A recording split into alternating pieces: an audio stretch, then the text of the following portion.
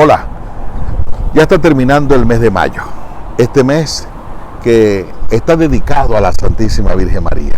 De una u otra manera hemos querido honrarla, bien sea rezando el Santo Rosario o con otras actividades, como por ejemplo la que un grupo de personas me acompañaron en esta peregrinación visitando los santuarios marianos más importantes de Europa.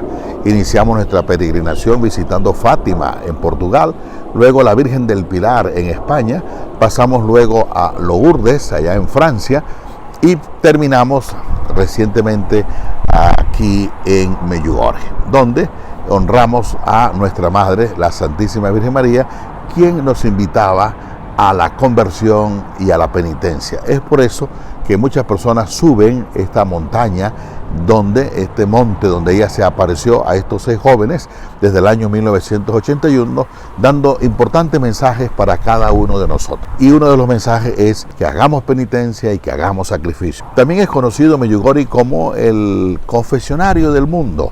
Son miles las personas que acuden acá para recibir la absolución, el perdón de sus pecados. Bien, ahora pasemos a comentar el Evangelio de esta semana. Esta semana celebramos en la iglesia la fiesta de Pentecostés. Y uno se pregunta, ¿y qué quiere decir Pentecostés? Pentecostés es una fiesta muy antigua que los hebreos, los judíos celebraban 50 días después de la Pascua. Es decir, cuando ellos salieron de Egipto, 50 días después, es decir, 7 semanas, 7 por 7, 49. Y el día que celebraban la fiesta, el día 50, por eso se llama Penta, que quiere decir 5, 50. Ellos celebraban una fiesta, la fiesta de las 7 semanas, o la fiesta de las cosechas, donde ellos ofrecían en el templo las primeras cosechas del año y también los primeros animalitos que hubiesen nacido en el rebaño. Por eso se llamaba la fiesta de las cosechas. ¿Por qué? Porque era las primeras cosechas o la fiesta de las 7 semanas. Pero luego eso cambió de objetivo, ya no era para dar gracias a Dios por las cosechas, sino para dar gracias a Dios porque Moisés había recibido las tablas de la ley. Por lo tanto, ellos, ese acontecimiento de la alianza que Dios quiere hacer con su pueblo, lo colocaron precisamente en esta fiesta de las cosechas o fiesta de la semana. Entonces ya no se pensaba más en las ofrendas de los animales o de las cosechas, sino en el momento más importante, que era cuando Dios había hecho un pacto con su pueblo y entregándole a Moisés las tablas de la ley. Pero luego, ya con el acontecimiento de la muerte y resurrección de Jesucristo, entonces ya no se celebra ni una cosa ni la otra, sino el evento primordial cuando Cristo entrega su Espíritu, como el Espíritu Santo que desciende sobre el Colegio Apostólico y la Santísima Virgen María.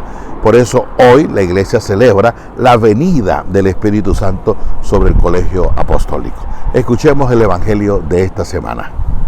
Al atardecer de aquel día, el primero de la semana, estando cerradas por miedo a los judíos las puertas del lugar donde se encontraban los discípulos, se presentó Jesús en medio de ellos y les dijo: «La paz con vosotros». Dicho esto, les mostró las manos y el costado. Los discípulos se alegraron de ver al Señor. Jesús les dijo otra vez: «La paz con vosotros. Como el Padre me envió, también yo os envío». Dicho esto, sopló sobre ellos y les dijo: «Recibid el Espíritu Santo. A quienes perdonéis los pecados les quedan perdonados, a quienes se los retengáis les quedan retenidos». Comienza el Evangelio diciendo: al atardecer de aquel día, el primero de la semana.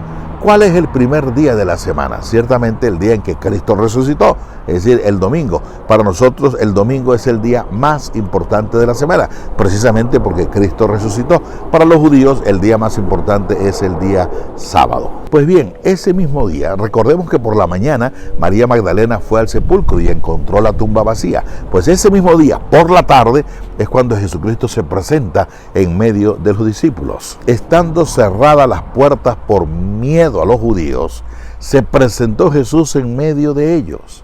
Hay varios factores importantes. Primero, teniendo las puertas cerradas. ¿Por qué las tenían cerradas? Porque tenían miedo. ¿Tenían miedo a quién? ¿Al pueblo judío? No, no al pueblo, a las autoridades judías.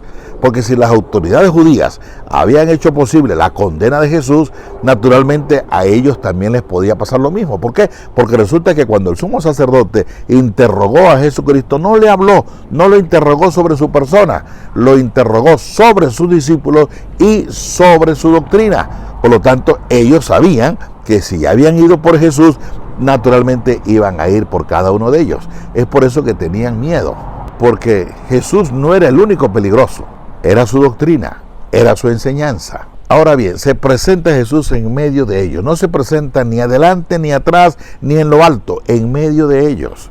Porque si se presentara adelante, iban a tener ventaja los que estaban más cerca de él. Si se presentaba en lo alto, de igual manera, estaba por encima de los demás. Se presenta en medio de ellos, de modo que todos los que están alrededor estamos a la misma distancia. Es la igualdad y la expresión del amor, Jesucristo en medio de nosotros. Y les dijo, la paz con vosotros. La paz no es un deseo que él da a sus discípulos. Él no dice que la paz esté con ustedes, no. La paz con vosotros, es decir, es un don, todo aquello que conlleva la felicidad. Y una vez que ofrece ese don, dice el Evangelio, dicho esto, el don de la paz, les mostró las manos y el costado. Las manos y el costado representan ahora los signos de la pasión. Jesús es quien en el momento de la captura pregunta, ¿a quién buscan? Ellos le responden, a Jesús el Nazareno. Si me buscan a mí, déjenlos ir a ellos. Es decir, Jesús es el pastor que está dispuesto inclusive a dar la vida por sus ovejas. Por eso esto no es un episodio aislado, sino siempre Jesús dispuesto a dar la vida por cada uno de nosotros. Jesús en la comunidad es quien defiende a cada uno de los suyos. Y a este punto, los discípulos, quienes estaban todos temerosos por miedo a los judíos, repito, no al pueblo judío, a las autoridades religiosas, cambia su actitud de miedo, de pánico, de temor, a una actitud de gozo, de alegría y de felicidad. Por eso dicen, los discípulos se llenaron de alegría al ver al Señor. Y es la ocasión cuando Jesús repite el mismo saludo. Jesús le dijo otra vez, la paz con vosotros. Jesús repite de nuevo este don de la paz, pero ahora este don de la paz es para ir a compartirlo. Por eso agrega lo siguiente, como el Padre me envió, también yo os envío. El Padre ha enviado a su Hijo para que muestre el verdadero rostro de Dios. Tengamos presente que aquella gente tenía un rostro equivocado de Dios, el Dios juez, el Dios castigador, el Dios que prefiere a unos y que rechaza a otros.